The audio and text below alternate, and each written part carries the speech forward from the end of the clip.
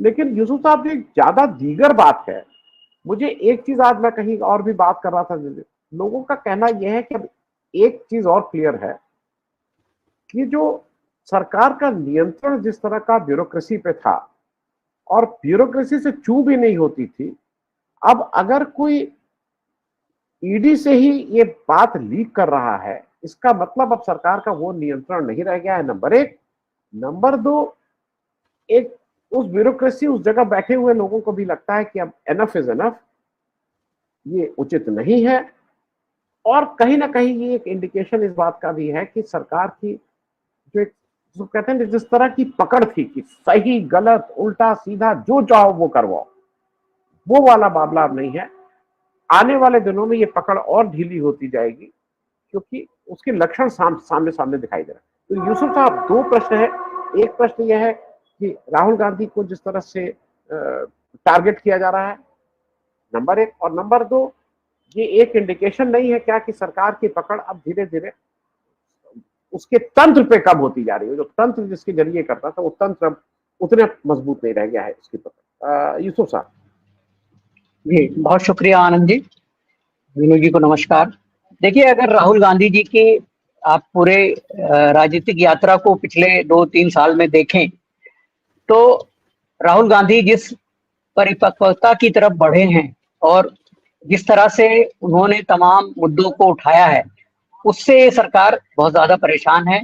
और अगर ईडी वो फिर से भेज रहे हैं, हालांकि 10 घंटे तक राहुल गांधी से ईडी एक बार पूछताछ कर चुकी है, सुबह से लेकर शाम तक बैठाए रखा और बीच में उनको सिर्फ चाय पानी की इजाजत दी गई। तो ईडी का ये जो मामला है, ये कोई नया नहीं है राहुल गांधी के लिए। राहुल गांधी ईडी को बखूबी जानते हैं। लेकिन सवाल असली है ये क्या कि प्रशासन के जो अधिकारी हैं, आला अफसरान हैं, क्या उनका जो विश्वास है वो इस पर से डिगा है?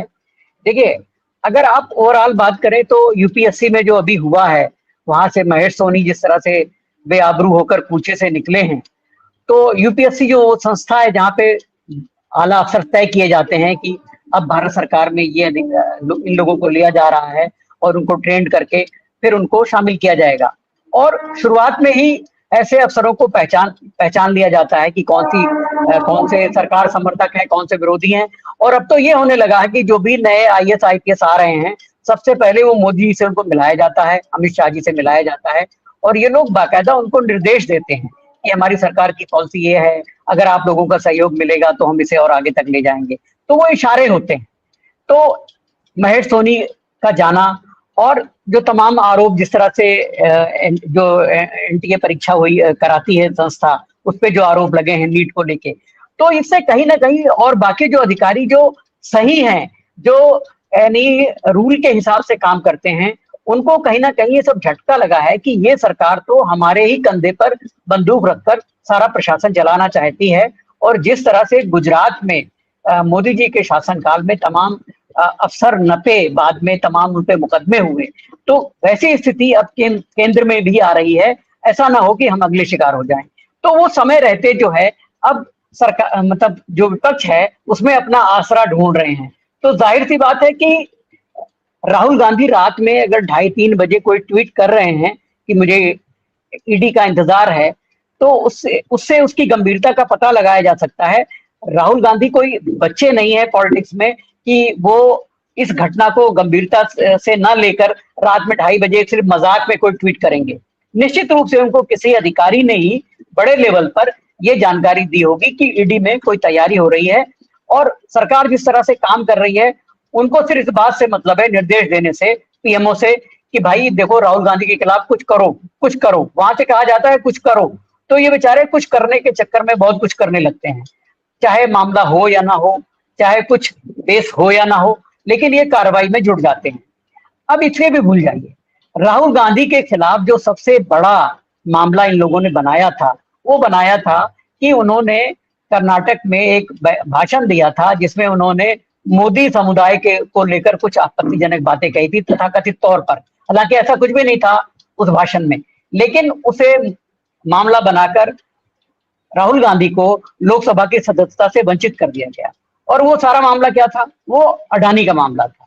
अडानी के ऊपर राहुल गांधी ने खुलकर आरोप लगाए। बाद में महुआ मोइत्रा ने वो आरोप लगाए, बाद में संजय सिंह ने भी वो आरोप लगाए। और हम लोगों ने क्या देखा कि राहुल गांधी की लोकसभा सदस्यता जाने के अलावा संजय सिंह बेवजह एक तेज तर्रार सांसद हैं संजय सिंह, मैं बड़ा सम्मान करता हूं उनका, और वो कई महीने तक बेवजह जेल में रहे। मतलब ये इस सरकार की अनैतिकता की पराकाष्ठा है। इसके बाद महुआ मोइत्रा जो एक प्रखर सांसद हैं और किसी परिचय की मोहताज नहीं है, उनके खिलाफ यही सेम बात हुई। एक निशिकांत दुबे जो है बहुत ही बदख्याल व्यक्ति है, जो झारखंड को बांटने की बात कह रहा है कि झारखंड में जो है वो मुसलमान आबादी ज्यादा हो गई है, इसको बांट दो। इस तरह का बयान देने वाला जो व्यक्ति जो किसी राज्य को बांटने की बात करता हो, उसको आगे करके महुआ मोइत्रा के खिलाफ मामला बनाया गया और महुआ मोइत्रा को भी वंचित कर दिया गया। और देश की जनता ने और उनके क्षेत्र की जनता ने उन्हें फिर से चुना और लोकसभा में भेज दिया है। तो इससे लोकप्रियता का अंदाजा लगाया जा सकता है कि ये लोग कहाँ खड़े हैं। राहुल गांधी के खिलाफ स्मृति ईरानी को जिस तरह से इस्तेमाल किया गया, आज स्मृति ईरानी कहाँ है, उनका कोई नाम लेवा नहीं है। हालांकि एक और नेत्री हैं बंबई की जो स्मृति ईरानी जी की जगह लेना चाहती हैं और राहुल गांधी के खिलाफ तमाम अनाप शनाप आरोप और मार्क फोटो का इस्तेमाल कर रही हैं आरोप लगाने के लिए। बहुत ही घिन आ रही है, मैं उनका नाम भी नहीं लेना चाहता अपने पाक मुंह से कि मैं उनका नाम लूं। लेकिन राहुल गांधी को चौतरफा घेरने की कोशिश ये सरकार कर रही है, चाहे उसमें बॉलीवुड की किसी नेत्री का इस्तेमाल हो, चाहे इससे पहले स्मृति ईरानी का इस्तेमाल हो, और इसके अलावा भी तमाम लोग जो हैं जो इनके एजेंडे के हिसाब से काम करते हैं उनको आगे कर दिया जाता है। और हाँ, इसमें असम के मुख्यमंत्री का नाम लेना तो मैं भूल गया, हिमंता बिस्व शर्मा, जो बिना बेसमझ राहुल गांधी के खिलाफ वो पड़ा हुआ है और राहुल गांधी के खिलाफ आई दिन ट्वीट करता है और बिलो द स्टैंडर्ड ट्वीट है वो, मतलब जिनका जिक्र भी नहीं किया जा सकता है। राहुल गांधी की सिर्फ इतनी गलती थी कि ये शख्स जो है कांग्रेस के नेता जो थे आसाम के, उनके खिलाफ शिकायत करने गया था और ये कहने गया था कि मुझे आप वहां का मुझे कमान सौंप दो और उन नेताओं को आप भूल जाओ। तो राहुल गांधी ने इससे मिलने से मना कर दिया। इसके बाद इसने वो कहानी बनाई कि वो अपने कुत्ते को बिस्किट खिला रहे थे, ये खिला रहे थे। तो कुत्ते को बिस्किट खिलाना कोई अपराध तो है नहीं, कुत्ते से प्यार करना, डॉगी से प्यार करना, हम लोग अपने जीवन में डॉगी से प्यार करते हैं, घरों में रखते हैं, कितना वो हमारा लॉयल होता है, तो खैर वो अलग मुद्दा है। तो कहने का आशय यह है कि बीजेपी में तमाम लोग यूज किए जा रहे हैं राहुल गांधी के खिलाफ, जो कि राहुल गांधी की घेरेबंदी कर सके, उनके ऊपर आरोप लगा सके, लेकिन कुछ मिल नहीं रहा है। राहुल गांधी का कोई ऐसा कोना ये लोग तलाश नहीं कर पाए हैं, चाहे वो करप्शन का मामला हो, चाहे गलत बयान देने का मामला हो। और पप्पू वाली बात तो खत्म हो ही चुकी है, कई अरब रुपए मोदी सरकार ने पप्पू की इमेज बनाने पर लगाए थे, जो वो सारे पैसे बर्बाद हो गए। और वही शख्स जो जिस तरह से लौट के उसने मोहब्बत की दुकान खोली है और जिस तरह से हमले कर रहा है, उससे ये लोग परेशान हैं।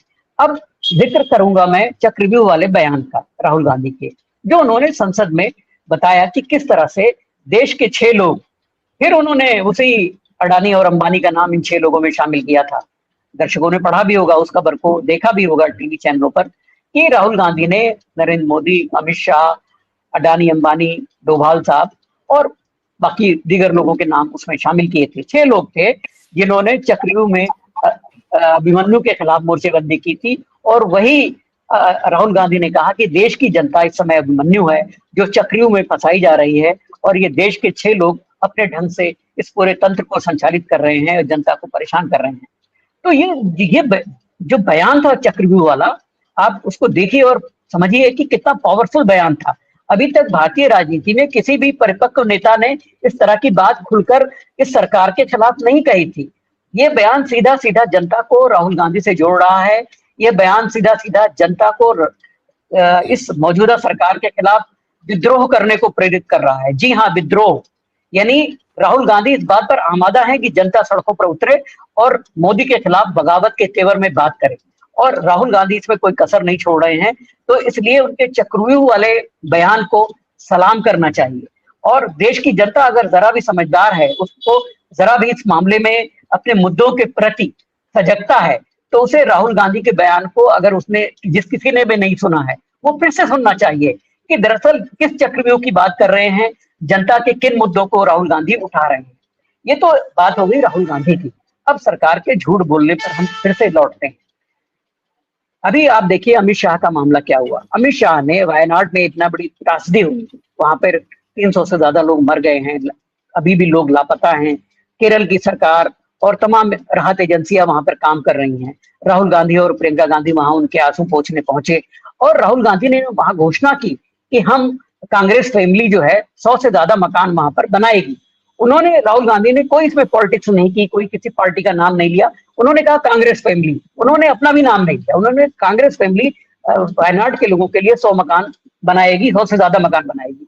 इसके बाद होता क्या है कि ये बात मिर्च की तरह जो वर्तमान सरकार है उसको लगती है और अमित शाह साहब जो है वो संसद में आते हैं और बयान देते हैं कि हमने तो वायनाड को लेकर पहले ही अलर्ट जारी कर दिया था और केरल की जो सरकार है, वामपंथी सरकार है, उसने इस पर गौर नहीं किया, इसने उस पर काम नहीं किया, नहीं तो वायनाड की त्रासदी बचाई जा सकती थी। अब सभी जानते हैं कि केरल में भाजपा के पास कोई जमीन नहीं है, वहां लंबे अरसे से या तो वामपंथी सरकार बनती है या कांग्रेस की सरकार बनती है या कांग्रेस के मोर्चे की सरकार बनती है। तो कहने का आशय यह है कि इनके पास कोई चारा नहीं था तो इन्होंने एक झूठ फेंका और भला हो द हिंदू अखबार का, जिसने इसकी पड़ताल की कि वायनाड में जो इन लोगों ने अलर्ट जारी किया था वो फर्जी था या सही था। तो हिंदू ने अपनी जांच पड़ताल के बाद बताया है कि ये सारा मामला फर्जी है, कोई भी किसी भी तरह की कोई भी चेतावनी जारी नहीं की गई जिसमें ये कहा गया हो कि वायनाड में कुछ ऐसा होने वाला है। तो जाहिर सी बात है कि सरकार का ये झूठ पकड़ा गया और जयराम रमेश ने विशेषाधिकार हनन का नोटिस भी दिया है गवर्नमेंट को। उस पर बाद में लोकसभा या राज्यसभा स्पीकर उस पर विचार करेंगे, वो बात की बात है। लेकिन मुद्दा यह है कि ये सरकार हर दिन प्रतिदिन एक झूठ बोलती है जिसमें जो है कोई ना कोई ऐसा मामला शामिल होता है जिससे उसकी तलई खुल जाती है। अब जैसे आज ही एग्रीकल्चर इकोनॉमिस्ट का सम्मेलन बुलाया गया और उसमें मोदी जी ने संबोधित किया, तो मोदी जी ने उसमें कहा कि ये देश में आजादी के बाद पहला सम्मेलन हुआ है जिसमें दुनिया भर के अर्थशास्त्री, विश्व के अर्थशास्त्री जुटे हैं। मतलब उनको ये भी नहीं मालूम है कि राजीव गांधी के कहने पर अमर्त्य सेन भारत आए और अमर्त्य सेन के साथ एक पूरी टीम आई जिसने काम किया। बाद में राहुल गांधी ने अपनी जो एक न्याय की जो नीति थी वो अमर्त्य सेन से ड्राफ्ट करवाई। अमर्त्य सेन इस जो कांग्रेस की सरकार रही है, यूपीए की सरकार रही है, उसमें बाकायदा सलाहकार के तौर पे वो काम करते रहे हैं। तो इनको मालूम ही नहीं कि विश्व के कौन से अर्थशास्त्री जो है वो कांग्रेस पार्टी के साथ जुड़े हुए हैं या राहुल गांधी या राजीव गांधी के साथ जुड़े रहे हैं। तो इन्होंने आज ढिंढोरा पीट दिया कि साहब आजादी के बाद पहली बार दुनिया के अर्थशास्त्री जो जमा हुए हैं। लेकिन मैं उसमें नाम खोज रहा था कि अमर्त्य सेन जैसा कोई नाम हो या अमर्त्य सेन के टक्कर का कोई नाम हो, उसमें कोई नजर नहीं आया।